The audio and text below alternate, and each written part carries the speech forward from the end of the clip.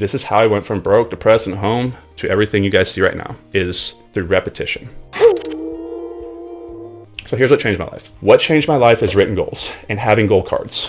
I carry it every time I touch the card. These little things right here made me a multi-millionaire at a very young age. It is a simple piece of paper to you. This card right here is worth millions and millions of dollars. Because what is it? It's a store of value. It's a store of energy. So what is energy? It is everything. So what is, like, for example, like this money right here, okay? This is money, but what really is it? It's energy. So there's an energy unit held by a piece of paper. This is the asset that stores this energy. This is 100 times our energy units, if that makes sense, stored by $1. This dollar that holds this energy, I could remove this energy from it and put it into an asset. Let's say I have 100,000 of these units right here.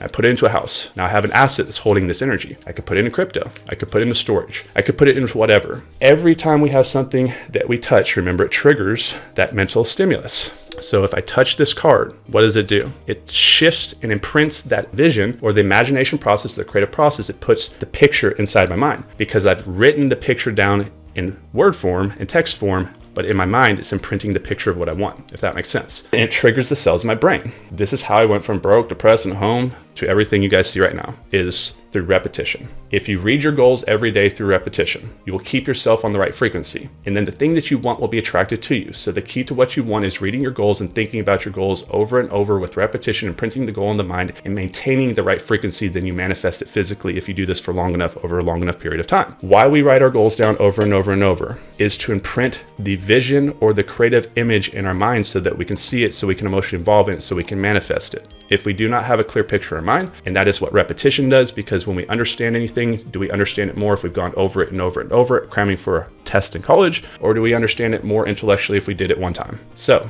I put a video on my YouTube channel talking about repetition and thought drifting. And sometimes I hear it from my team. You say the same things over and over. Awesome. You're validating I'm doing a great job. If you are a leader and you're running something, if your team or your people do not say that you say the same thing over and over and over, or if your parents did not say the same thing over and over, and it's like, oh, mom and dad just say the same thing over and over. It's not because they're idiots. It's because they're very intelligent people and they're great at what they're doing and educating you. It is the repetition process that keeps it front of mind, that keeps it in the mind, that keeps you pushing your energy towards what you want. And if you do that for long enough over time, you will get it. Okay. So it is repetition is the only thing in this world that matters, period.